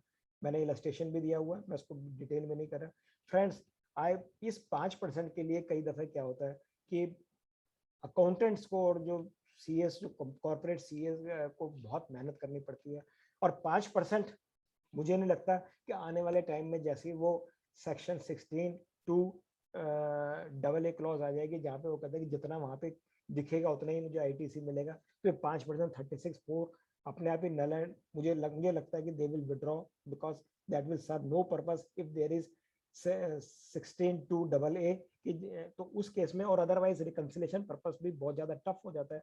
तो मेरा तो इतना ही मानना है कि जितना आपको दिखता है उतना ITC क्लेम कर लीजिए या फिर लिटिगेशन में जाइए। इसके बाद एक और फ्रेंड्स, एक और रूल उन्होंने लास्ट ईयर इंट्रोड्यूस किया था 86B, जहाँ पे उन्होंने कहा था कि मैं 99% यूटिलाइजेशन कर सकता हूँ। फ्रेंड्स, इसके बारे में 2-3 चीजें बता दूं, इससे डरने की कोई जरूरत नहीं, बहुत नॉमिनल सा छोटा सा रूल है, मतलब कि बहुत कम लोगों को उसका इफेक्ट पड़ता है। This rule applies only to those taxpayer whose value of supplies other than exempt supply and export, यानी आप exempt supply export को exclude कर दीजिए, exceeds 50 lakh rupees, then shall not use the amount available in ECL to discharge liability towards output tax in excess of 99% such liability, such tax liability, यानी कि 99% of such tax liability। तो यानी 1% भी turnover नहीं calculate करना है। अगर मेरा 10% का GP है तो उस केस में ये 0.1% हो जाता है। Basically they want to have the data of such person, इसलिए उन्होंने, मुझे मानना है कि बहुत छोटा सा, और उसके बाद बहुत सारी इन्होंने एक्सक्लूजन्स भी दे रखी है। Thus the tax payment of 1% is to be calculated on the tax liability, not of the turnover. The liability towards output tax through the cash ledger for an amount which is in excess of 1% shall be applied cumulative up to the said month in the current financial year। तो मैं month wise आगे चलूंगा, अगर मैं पिछले से आगे cumulatively चलता चलूंगा। एक्सक्लूजन इतने फ्रेंड्स इतने सारे हैं कि बड़े थोड़े से लोग हैं जिनके लिए एप्लीकेबल होता है। बड़ा क्लाइंट तो कोई भी आपका इसमें आएगा ही नहीं, गवर्नमेंट, PSU, लोकल अथॉरिटी तो है ही नहीं। और said person or the following person have paid more than 1 lakh rupees as income tax in last 2 years। 1 lakh रुपए का इनकम टैक्स अगर पे कर दिया होगा, 1 लाख रुपए का इनकम टैक्स, तो मुझे लगता है कि अगर 7-8 लाख की इनकम अगर होती हो तो ही 1 लाख रुपए का इनकम टैक्स बैठ जाए। तो अगर प्रोप्राइटर हो तो प्रोप्राइटर है 2 साल पे कराए करता है, HUF में उसने पे करा हो या HUF ने पे करा हो। Any of the 2 partners in case of partnership firm, managing director, whole time director in case of body corporate, यानी कंपनी या MD या whole time director, members of the management committee of the association, board of trustee, किसी ने भी इनमें से 1 लाख से ज्यादा का इनकम टैक्स पिछले 2 सालों में पे कर दिया, 2 लगातार सालों में, तो वो एक्सक्लूड हो जाएंगे। इसके अलावा registered person has received the refund, अगर आपने 1 लाख से ऊपर का रिफंड ले लिया डिपार्टमेंट से तो भी आप पे एप्लीकेबल नहीं होगा। तो बड़े थोड़े से लोग हैं जहाँ पे एप्लीकेबल होगा, तो इसलिए इसमें तो मुझे नहीं लगता कि बहुत ज्यादा टेंशन की बात है। एक फ्रेंड्स मैं आपसे लीगल पॉइंट एक डिस्कस करना चाहता हूँ कि कई बार एक क्वेश्चन ही आता है कि मेरी कोई एक एडिशनल डिमांड आती है, एडिशनल डिमांड अगर कोई आती है तो मैं क्या उसको DRC 03 के थ्रू पे कर सकता हूँ? आई एम टॉकिंग सब्सिक्वेंट कि मान लीजिए ऑडिट में मेरी कोई एक एडिशनल डिमांड आती है और एडिशनल डिमांड मेरे ऑडिटर फाइंड आउट कहते हैं कि भाई ये आपको 1 लाख रुपए का तो टैक्स जमा करना है, 50,000 रुपए का पेनल्टी जमा करनी है और 50,000 का इंटरेस्ट जमा करना है। तो क्या ये तीनों, और मेरे पास ITC लेजर में बैलेंस पड़ा हुआ है, तो क्या मैं तीनों के तीनों पे कर सकता हूँ DRC 03 के थ्रू? DRC 03 के थ्रू तो मैं पे करूंगा ही, तो क्या मैं इसको तीनों के तीनों को ITC लेजर के थ्रू पे कर सकता हूँ? तो DRC 03 को अगर आप देखते हैं तो उसमें 2 कॉलम अलग से चल रहे हैं, लेजर यूटिलाइज्ड कैश और क्रेडिट। तो यानी मैं कैश के थ्रू भी DRC के थ्रू कर सकता हूँ, क्रेडिट के थ्रू भी। तो फ्रेंड्स, पहली बात, input tax credit can not be utilized for the purpose of payment of interest and penalty. तो एक चीज को तो आप नोट कर लीजिए कि इंटरेस्ट और पेनल्टी है वो तो आपको कैश लेजर के थ्रू ही पे करना पड़ेगा। यानी कि हमारे इलस्ट्रेशन में 1 लाख प्लस 50,000 प्लस 50,000, तो जो दूसरे 1 लाख रुपए हैं इंटरेस्ट पेनल्टी वाले, वो तो मैं कैश लेजर से ही पे करूंगा। अब द क्वेश्चन इज, क्या मैं 1 लाख रुपए जो मेरा टैक्स है वो कैश लेजर ITC लेजर के थ्रू पे कर सकता हूँ, नहीं कर सकता? फ्रेंड्स, यहाँ पे I am keeping my fingers cross, क्योंकि अगर हम लॉ को देखें, मैं भी पे करवा रहा हूँ, ऐसी बात नहीं है, कुछ जगहों पे मैंने भी पे करवाए हैं, लेकिन अगर हम लॉ को पे देखते हैं तो लॉ क्या बोलता है? अगर हम सेक्शन 41 को पढ़े, सेक्शन की बात कर रहा हूँ मैं, रूल की बात नहीं कर रहा हूँ। Section 41 says every registered person shall subject to condition as may be prescribed be entitled to take credit of eligible ITC as self-assessed in his return. self-assessed मतलब जो 3B के थ्रू ले रहे हैं, and such amount shall be credited on provisional basis to his ECL। तो यानी जो आप 3B में ले रहे हैं वो प्रोविजनल बेसिस पे आपके ECL में आ गया। इसको आप यूटिलाइज कैसे करेंगे? वो 2 में बोलता है, the credit refer to subsection 1 shall be utilized only for the purpose of self-assessed output tax as per the return referred to in subsection 1। Friends, कहीं ना कहीं पे यहाँ पे प्रॉब्लम है, सेक्शन हमें अलाउ नहीं करता, हमें सिस्टम अलाउ करता है। मेरे पास कुछ ऐसे डिपार्टमेंट के सर्कुलर्स भी हैं जहाँ पर उसने, सर्कुलर्स नहीं, FAQs भी हैं जहाँ पर उन्होंने कहा है कि आप टैक्स को थ्रू ITC लेजर पे कर सकते हो। लेकिन अगर मैं सेक्शन को देखता हूं तो कुछ एम्बिग्यूटी है, तो प्लीज बी केयरफुल। अगर हम आप उसकी बात करें तो कहीं ना कहीं पे प्रॉब्लम है। This is the last slide for my professional brothers, क्योंकि when we talk about the dos and don'ts, तो ये dos and don'ts are applicable to us as well. तो हमें कहाँ पे डूज एंड डोंट्स करने चाहिए? 3 पॉइंट है। Never be over enthusiastic unless client agree to the litigation, go for the conservative and safe view। Friends, बहुत दफा ऐसा होता है कि हम क्लाइंट के लिए ओवर इंथुजियास्टिक हो जाते हैं, हम उनसे कहते हैं नहीं नहीं कोई बात नहीं ऐसे कर ले। हमें ऐसे ओवर इंथुजियास्टिक नहीं होना है। हमें अगर मान लीजिए हम कोई भी व्यू दे रहे हैं तो उसमें अगर पॉसिबल लिटिगेशन एरिया है, we must intimate to the client कि सर अगर आप ये वाला व्यू लेके चलते हैं तो इसमें ये प्रॉब्लम है, और हो सकता है कि आपको हाई कोर्ट जाना पड़ जाए, सुप्रीम कोर्ट जाना पड़ जाए। If clients agree to the litigation, certainly you go for the aggressive view. Unless client agree, क्योंकि क्लाइंट किस समय आपको डिसोन कर जाए तो बोले जी हमें तो आपने बताया नहीं ऐसा लिटिगेशन होगा, क्योंकि लिटिगेशन की कॉस्ट भी आजकल कम कॉस्ट नहीं है। अगर हाई कोर्ट जाना पड़ जाता है तो एवरीबडी इज अवेयर। अभी तो हमारे प्रेसिडेंट साहब ने बोला, प्रेसिडेंट ऑफ इंडिया ने, कि litigation cost of India is too high. दूसरा don'ts, try to stop the client if he wants to use illegal acts of tax savings. Friends, as a true professional हमें उसको मना करना चाहिए, illegal काम नहीं करें। वी शुड नॉट हमें उसकी पार्टी तो बनना ही नहीं चाहिए, लेकिन उसे अदरवाइज रोकना चाहिए कि इलीगल कहीं पर भी होता है तो उसके प्रॉब्लम्स कभी छींटे अपने पे और भी आते हैं, चाहे हमने कुछ इन्वॉल्व रहे हो ना रहे, तो हमें उसको we should stop him from, we should pursue him, we should suggest, we should advise him not to do illegal acts. And last one, make aware to the clients about the checks and balances available with the department and enforcement techniques. Friends, आपको नहीं पता कि department के पास क्या क्या mechanism है। मैं आपको एक इलस्ट्रेशन के तौर पे बताता हूँ। एक मुझे चीफ कमिश्नर CGST ने बताया थे कि उनके पास क्या क्या चेक्स एंड बैलेंसेस है। ये मैं उस समय की बात ला रहा हूँ जिस समय RFD सिस्टम नहीं था।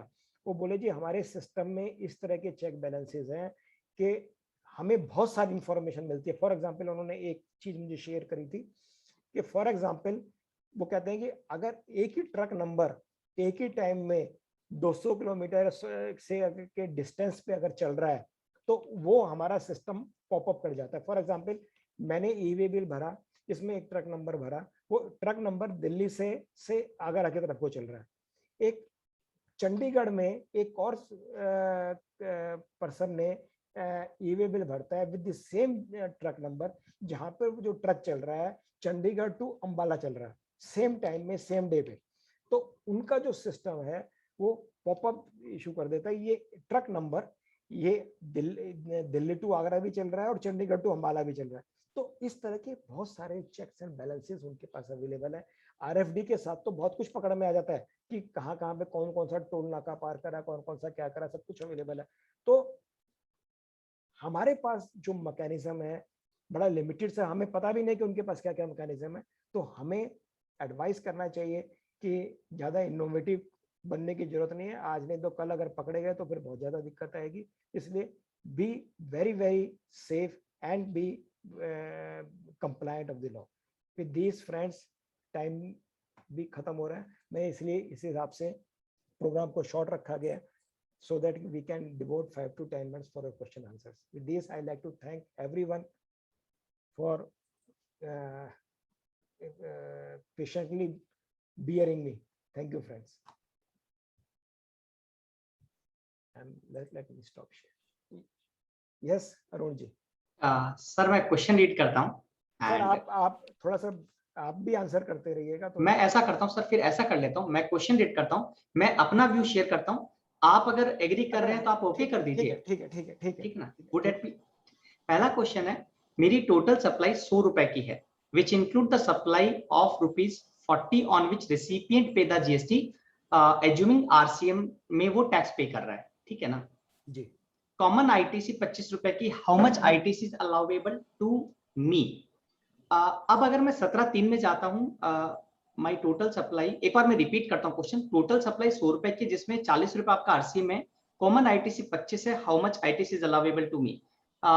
जैसा कि सर ने कहा था 17, 1, 2 and 3 अगर मैं जॉइंटली रीड करता हूँ, रीड विद रूल 42, तो वहां पे जो कॉमन पोर्शन है 25 रुपए मल्टीप्लाइड बाई 40-60 की रेशियो में बांट देंगे। करेक्ट करेक्ट, विच इंक्लूड, हाँ तो 40-60 की रेशियो में बांट देंगे। मुझे जो मिलेगा 60% मिल जाएगा, 40% ITC हाँ 25 रुपए।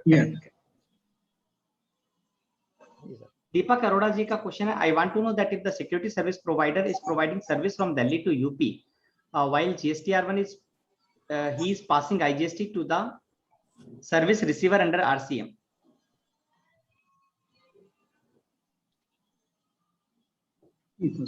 My question is, should receiver pay the GST as local tax or IGST as the service are received and utilized in UP and the liability of the tax is payable under RCM? Sir, it will be IGST, क्योंकि location of supplier आपका जो service provider है जो कि दिल्ली में है, और place of the supply assuming 12(2) में फॉल करते हुए इसका जो रेसिपिएंट है उसका लोकेशन प्लेस ऑफ सप्लाई है, इंटर स्टेट है, टैक्स रेसिपिएंट को अंडर IGST पे करना पड़ेगा। इसमें मैं एक चीज ऐड कर रहा हूँ। अभी पिछले दिनों बॉम्बे में बहुत सारे नोटिस इशू हुए हैं, तो जब हम सिक्योरिटी सर्विसेज को देखते हैं तो सिक्योरिटी सर्विसेज पे हमें ये देखना पड़ता है कि कहीं इसमें कुछ कंपोनेंट इमोल प्रॉपर्टी से रिलेटेड तो नहीं लिख दिया है। अगर मान लीजिए सिक्योरिटी सर्विस में लिखता है कि security guard will look after the immovable property as well. देखिए दो चीजें, एक तो आपने लिखा कि ट्रेसपासिंग को रोकेंगे आप मेरी मशीन को देखोगे, आप मेरे, तो till the time it is not related to immovable property, आपने अरुण जी ने जो है बोला है बिल्कुल सही बोला है, लेकिन अगर इसमें एक ही अमाउंट में दो कंपोनेंट आ जाते हैं, कुछ मूवेबल का है कुछ इमूवेबल का है, मैंने उसको कहा कि भाई आप मेरी बिल्डिंग को भी देखो, मेरे ट्रेसपासिंग, जैसे हॉस्पिटल के आप सिक्योरिटी गार्ड को ले लो, आप हॉस्पिटल का क्या ट्रेसपासिंग को भी रोकता है, लाइसेंस लगाता है, वो उसकी इमोबल प्रॉपर्टी को भी देखता है, वो देखता है कि चीजें कोई चोरी तो नहीं हो रही, सब कुछ देखता है, उसमें इमोबल प्रॉपर्टी का एक छोटा सा एलिमेंट भी आता है, वो उसमें ये भी आता है कि मेरे बागों को तो नहीं, मेरे गार्डन्स को तो कोई खराब नहीं कर रहा, मेरी ये सब चीजें। तो वहां पर जाकर के उन्होंने कहा कि since it relates to movable and immovable, वहां पे जाकर के उन्होंने कहा नहीं जी ये तो हम सिर्फ C+S ही लगाने देंगे, हम इस पे आई लगाने नहीं देंगे। Under RCM, right? Yes, RCM में भी और प्लेस ऑफ सप्लाई भी।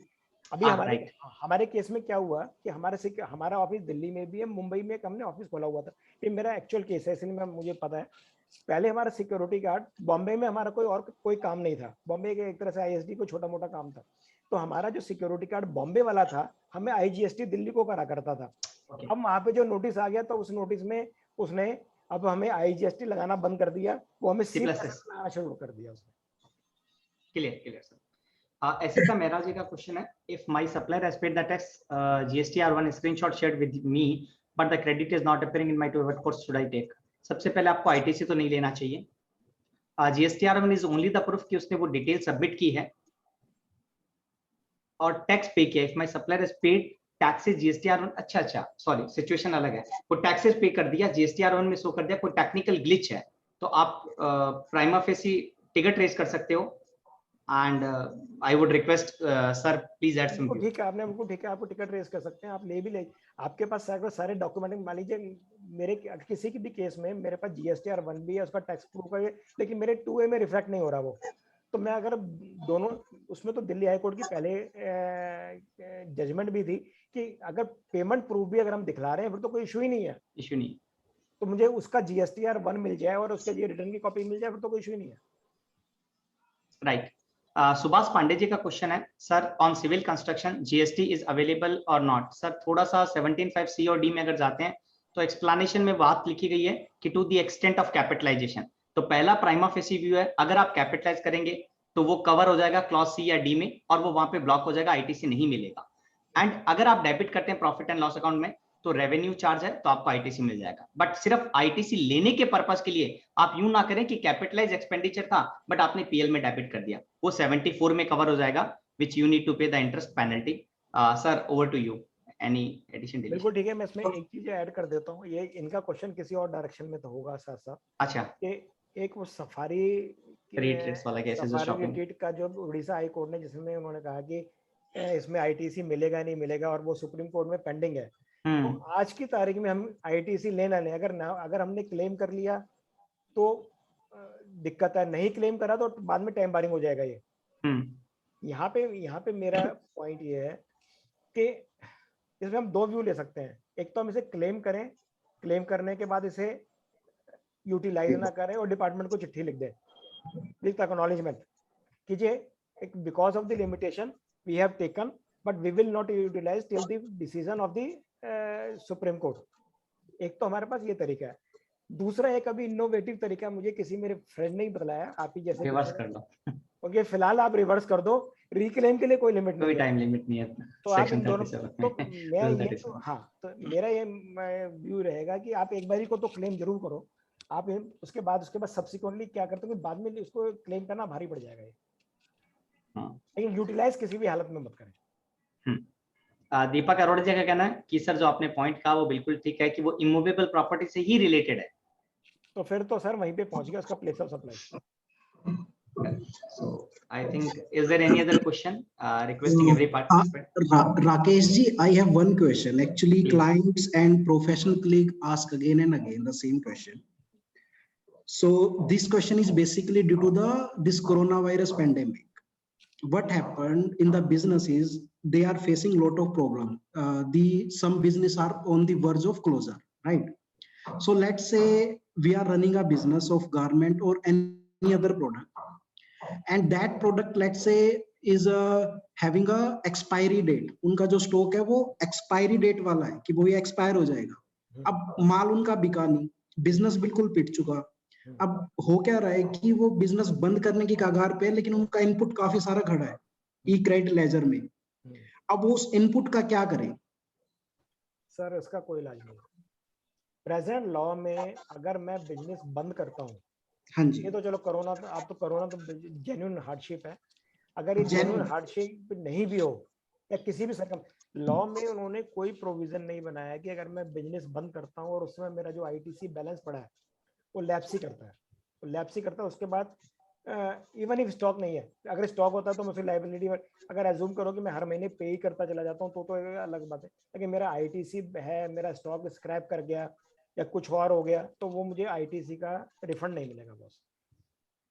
रिफंड के लिए सेम दो ही चीजें उन्होंने बताई हुई हैं, या तो इन्वर्टी ड्यूटी स्ट्रक्चर होगा या या एक्सपोर्ट, एक्सपोर्ट होगा। इसके अलावा कुछ। हाँ, similarly in some business what happen कि उन्होंने लेट्स से ऑल्दो उनका जो आउटपुट प्रोडक्ट है वो इक्विवेलेंट टू इनपुट रेट है, लेकिन जो लेट्स से 5% पे उनकी आउटपुट लाइबिलिटी है, लेकिन उनके इनपुट सर्विसेज काफी ज्यादा है, 18% पे है, जिसकी वजह से उनका इनपुट काफी एक्यूमुलेट हो गया। अब वो बिजनेस और कर ही नहीं पा रहे।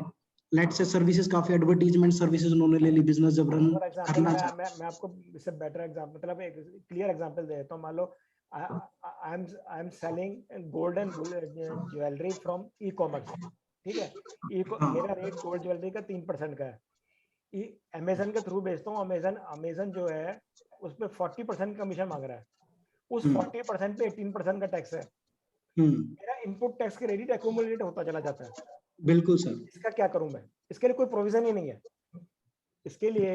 अच्छा, अगर आप कहो इन्वर्टी ड्यूटी में फॉल नहीं कर रहा है, 3% ही है दोनों तरफ, रेट तो वहीं के वहीं पे है। अब यहाँ पे सर्विसेज का रेट ज्यादा है, गुड्स का बिल्कुल कम है, तो ये वहां पे कहीं पे इन्वर्टी ड्यूटी में, जब तक ये अमेंडमेंट को 54(3) के अमेंडमेंट सुप्रीम कोर्ट जो हमारे फेवर में नहीं कर देता है, तब तक ये इसी तरह से रहेगा। और सर सेकंड थिंग, जब हम रिकंसिलिएशन की बात करते हैं विद टू बी, जैसे कि आज की डेट में this is the correct time to do the reconciliation for financial year 2020-21, very right. Right? So अब होता क्या है कि टू बी में अगर रेगुलर, मान लो मैं रेगुलरली काम कर रहा हूँ, मैं चाहता हूँ कि भाई लास्ट में मेरे को इन चक्करों में नहीं पड़ना, मैं प्रॉपरली काम करके चलूं। अब सर दिक्कत क्या आती है कि अब मैं क्रेडिट वही ले लेता हूँ कि जो मेरा टू बी में दिखेगा, प्रैक्टिस ये बना ली कि टू बी में जो दिखा वही मैंने इनपुट ले लिया। ठीक है। लेकिन प्रैक्टिकली प्रॉब्लम कहाँ पे आती है, जब इनपुट के जो इनवॉइसेस है वो काफी ज्यादा होते हैं, इनपुट के एंट्री काफी ज्यादा होते हैं, आप रेगुलरली तो जर्नल एंट्री तो रेगुलरली पास करते जा रहे हो, अब उस चीज को ट्रैक करना कि भाई ये दिख गई, ये वाले नहीं दिखे, ये दिख गई, ये उस मंथ में, तो वो काफी डिफिकल्टी आती है उसका। What is the way out for that कि कुछ miss in with less efforts, काफी एफर्ट करके तो चीजें मैनेज हो जाती हैं भाई, लेकिन एक पर्सन उस पर स्पेसिफिकली चाहिए जो उस पर लगा रहे, ट्रैक रखे प्रॉपर। वैसा मैं आपको इसमें मैं कुछ कह नहीं पाऊंगा, कोई सिस्टम वगैरह कोई सॉफ्टवेयर आता हो तो सही है, लेकिन मैं आपको एक मैं, क्योंकि मैं ऐसे प्लेटफॉर्म में आपके आता रहता हूँ तो मैं प्रॉब्लम लोग बताते रहते हैं, मैं ऐसे ही शेयर कर रहा हूँ आपके साथ।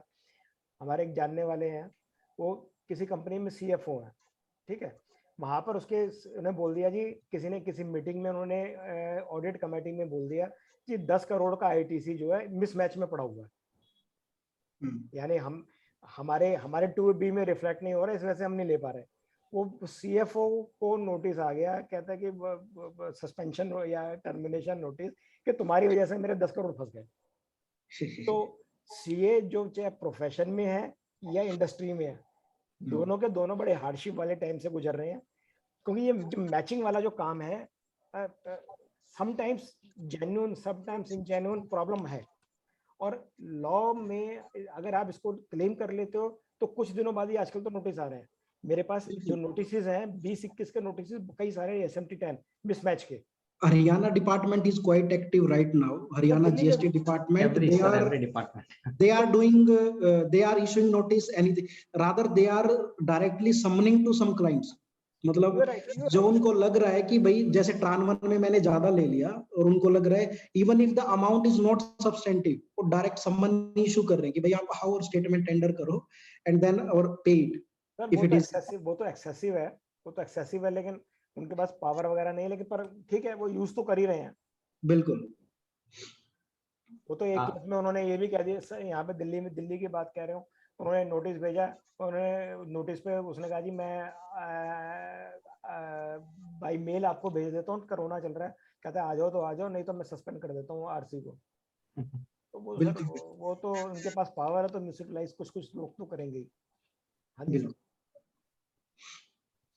सो दो क्वेश्चन हो रहे हैं, तो जी सर सर, एक हाँ बार ले जी। लें। Before moving to the questions, my one submission to all the members regarding the कासा एंड सुमी जी एफर्ट, हम सभी रिकॉग्नाइज करते हैं और इस पैंडेमिक में जो प्रोफेशनल को सपोर्ट किया है, that is really remarkable and appreciable.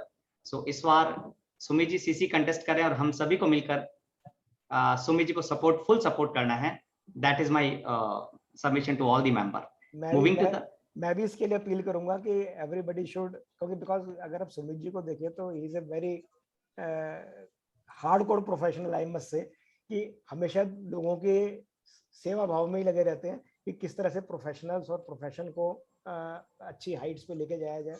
और अगर आप इनके वैसे प्रोग्राम भी देखें तो मेरे ख्याल सबसे ज़्यादा मेंबर्स इन्हीं के कासा में होंगे जिनको ये सर्विसेज देते हैं। तो इतने सारे मेंबर्स को मैनेज करना, सपोर्ट करना, सर्विस करना, इट्स रियली रिमार्केबल। तो ऐसे लोग अगर काउंसिल में आए तो सर्टेनली प्रोफेशन के लिए और बढ़िया ही रहेगा। Thank you, Rakesh sir, for your wonderful word. Thank you. Really Thank you, sir. obliged by Thank your you, word. everyone. And Arun ji, now एक दो query हैं, वो please लेके बस हम बस हाँ, conclude करेंगे. Correct correct.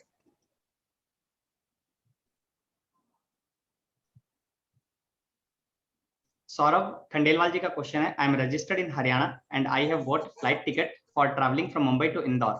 In the ticket, I have given my Haryana GST number and the place of the supply mentioned from Indico is Haryana. The invoice is coming in my Haryana GST to be. Can I claim the GST credit for this flight ticket in my Haryana GST returns? I think yes. If it is purely for the business purpose, तो आपको कोई problem नहीं आएगी।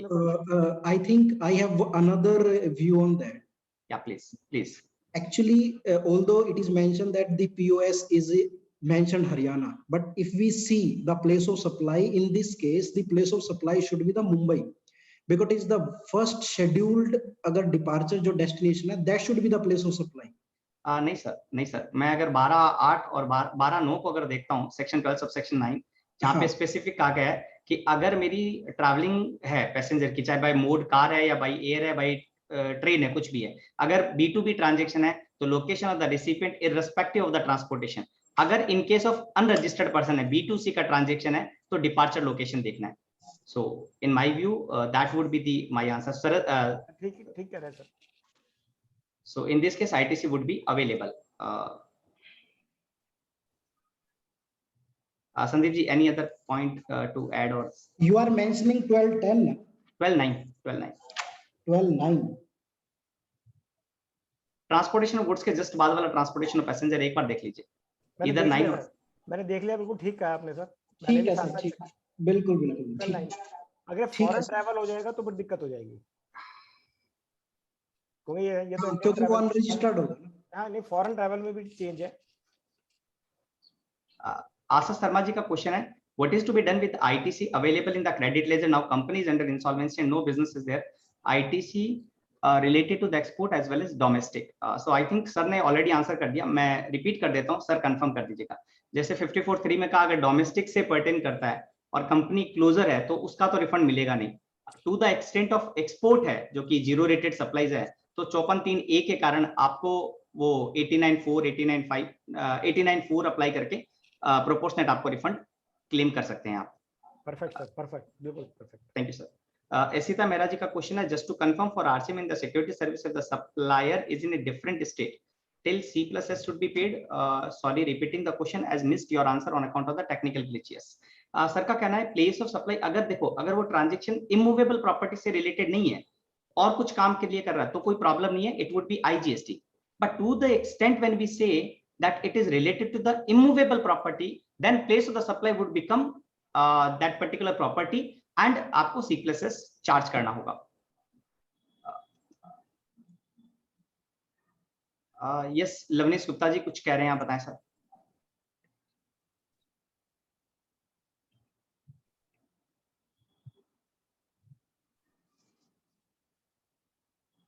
So I think Sumit ji, over to you. Now we can conclude our session. No, sure, Arunji, and I hope you have wonderfully covered all the query with the help of two panelists, Arunji and Sandeep ji. We have this wonderful session by our eminent expert Rakesh Garg ji. जैसा कि अरुण भाई ने starting में कहा था, sir I am also following you since 2006। जब से मैं प्रैक्टिस में हूँ, हमारे पास वेट की जो 2 वॉल्यूम, उसके बाद 3 वॉल्यूम की जो बुक होती है, लगातार कंटिन्यूसली मेरे पास 2016 तक जो आपके निकले यूज करता हूँ, और देयर आफ्टर जीएसटी जो कन्वर्ट हुआ। सो मुझे भी सर बड़ा अच्छा लगता है कि मैं एक ऐसे पर्सन के साथ डाइस शेयर करने का मौका मिला। Really wonderful to you. Thank you so much, sir, for giving me time and your blessing. Thank you. And any other query if left, then certainly we'll discuss in the next 3 days session. अगर एक मुझे allow करें तो एक छोटी सी query है, राजेश जी की है, और जिसमें मैं अपना व्यू शेयर करूंगा और आप मुझे कंफर्म करेंगे तो ये मेरे लिए बहुत बेटर रहेगा, क्योंकि बहुत बड़ा डिस्पैरिटी है इस व्यू में। एक ट्रांजैक्शन जीरो रेटेड सप्लाईज का है, जीएसटीआर1 में 0% या 18% में दिखाना है। पहला पॉइंट कि क्या दिखाना है, ठीक है ना। अब पॉइंट ये आता है, ठीक है, ऑन पेमेंट ऑफ आईजीएसटी किया तो कोई प्रॉब्लम ही नहीं है, अगर ऑन पेमेंट ऑफ एलयूटी किया तब प्रॉब्लम आती है। यहाँ पे मेजर अगर जब मैंने ऑब्जर्व किया वो 0% में दिखाते हैं। बट मेरा मानना यह है कि अगर आप ऑन पेमेंट ऑफ आईजीएसटी करो या एलयूटी करो, ट्रांजेक्शन तो जीरो रेटेड सप्लाई ही रहेगा। एंड अगर वो जीरो रेटेड सप्लाई है, डजंट मीन कि उसके ऊपर रेट 0% है, ठीक है। आपने एलयूटी फाइल किया, इसके कारण आपको गवर्नमेंट ने ये रिलैक्सेशन दे दिया कि आपको टैक्स का पेमेंट नहीं कर रहा, आप बिना पेमेंट ऑफ द टैक्स किए हुए भी एक्सपोर्ट कर सकते हैं। तो मैंने क्या किया, एलयूटी नाम का एक डॉक्यूमेंट फाइल किया एंड मैंने एक्सपोर्ट कर दिया, but it doesn't mean it become 0%। So it would be reported in 18%, but normally 0% में लोग रिपोर्ट करते हैं। ये मैंने अच्छे ऑर्गेनाइजेशन में ऑब्जर्व किया है। Sir over to you. बिल्कुल बिल्कुल, क्योंकि परब रहेगा तो 18%, मान लीजिए उसका जो रिस्पेक्टिव रेट है उसमें ही जाएगा। वो जो भी आइटम है, मान लीजिए 5 है तो 5 है, 12 है तो 12, 18 है तो 18। Zero rated does not mean that the rate of tax is zero. Zero rated means you can claim refund, that's all. Rajesh Kumar ji, बिल्कुल एग्री कर रहा हूँ। बिग जो भी सॉफ्टवेयर है, मैं नाम नहीं लेना चाहता किसी का भी, बट सॉफ्टवेयर जो जनरेट कर रही है, बिग ऑर्गेनाइजेशन जो एंटर कर रहे हैं, सभी 0% में कर रहे हैं। बट मेरा व्यू डिफरेंट है and Rakesh sir has also confirm the same. Yes, correct. मैं आपके व्यू के साथ हूं Arun ji. So I think we can conclude, sir. Sure, sir. Thank you very much, sir. Thank you very much to all participants. Thank you very much. Thank you all. Edwin, please close the meeting.